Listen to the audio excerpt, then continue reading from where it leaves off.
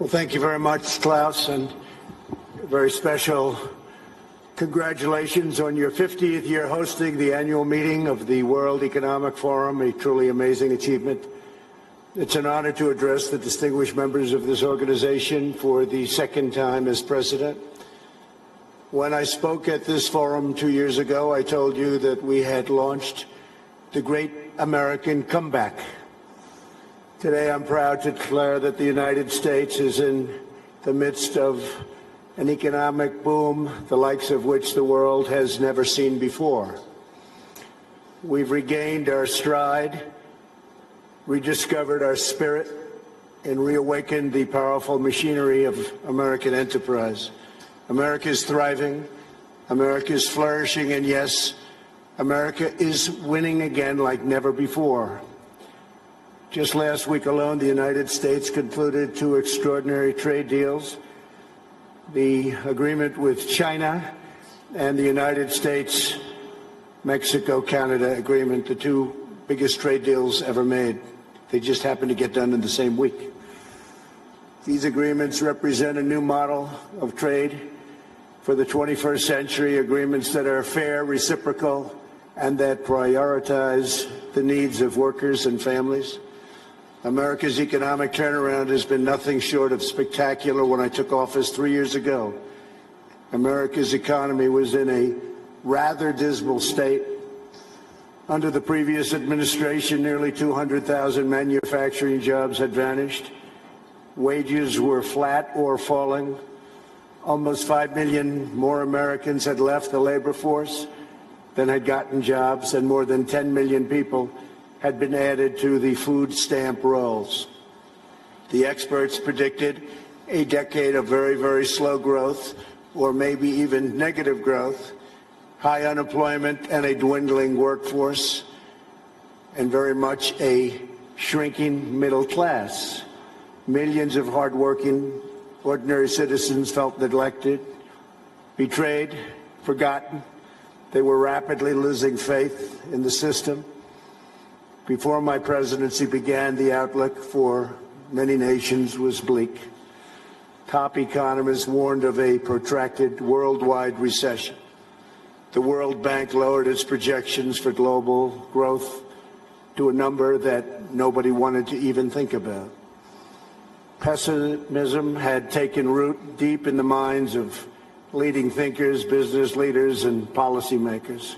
Yet despite all of the cynics, I had never been more confident in America's future.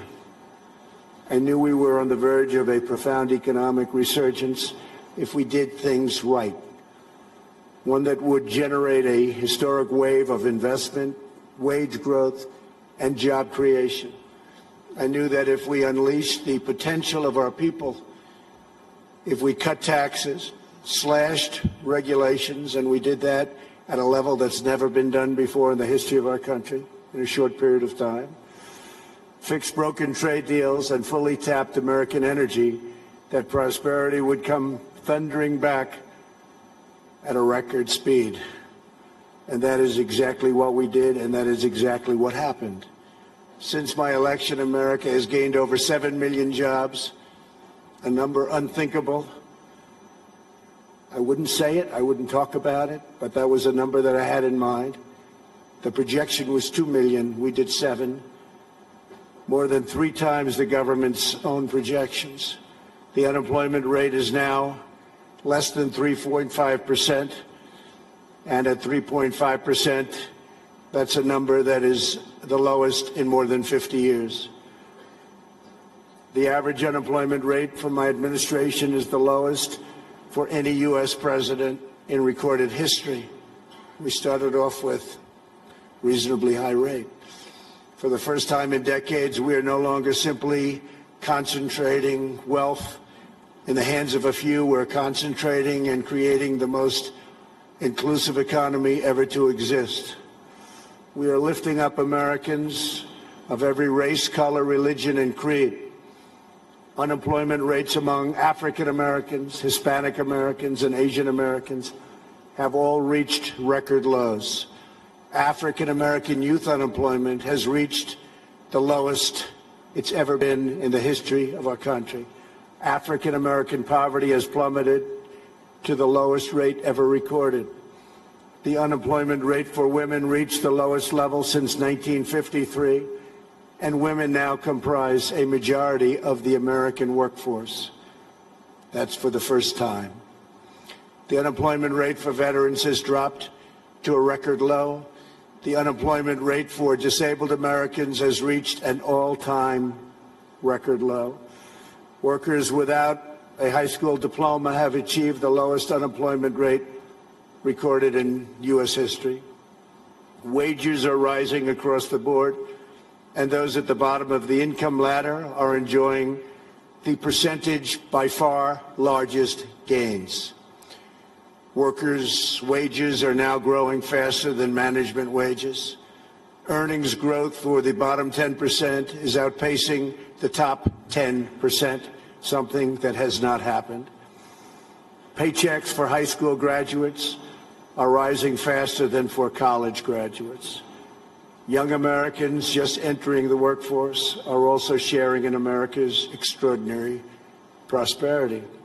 Since I took office, more than 2 million millennials have gotten jobs, and their wages have grown by nearly 5% annually, a number that was unthinkable.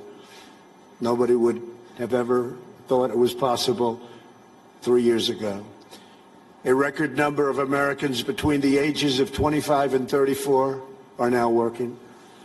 In the 8 years before I took office, over 300,000 working-age people left the workforce.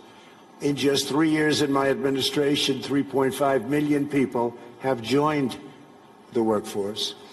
10 million people have been lifted off welfare in less than 3 years. Celebrating the dignity of work is a fundamental pillar of our agenda. This is a blue-collar boom. Since my election, the net worth of the bottom half of wage earners has increased by plus 47%, 3 times faster than the increase for the top 1%. Real median household income is at the highest level ever recorded. The American dream is back, bigger, better, and stronger than ever before. No one is benefiting more than America's middle class. We have created 1.2 million manufacturing and construction jobs, a number also unthinkable. After losing 60,000 factories under the previous 2 administrations, hard to believe when you hear 60,000 factories. America has now gained, in a very short period of time, 12,000 new factories under my administration, and the number is going up rapidly. We'll be beating the 60,000 number that we lost, except these will be bigger, newer, and the latest. Years of economic stagnation have given way to a roaring geyser of opportunity.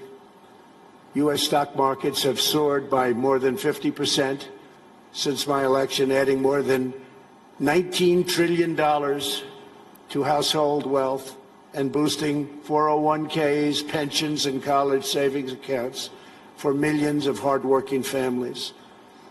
And these great numbers are many things, and it's despite the fact that the Fed has raised rates too fast and lowered them too slowly. And even now, as the United States is by far the strongest economic power in the world, it's not even close. It was going to be close, but a lot of good things happened to us and some not so good things happened to certain other places. They're forced to compete, and we compete with nations that are getting negative rates, something very new, meaning they get paid to borrow money, something that I could get used to very quickly. Love that. Got to pay back your loan? Oh, how much am I getting? Nevertheless, we still have the best numbers that we've had in so many different areas. It's a conservative approach, and we have a tremendous upside potential when all of the trade deals and the massive deregulation starts kicking in, which will be during this year, especially toward the end of the year. Those trade deals are starting to kick in already. The regulations are kicking in right now.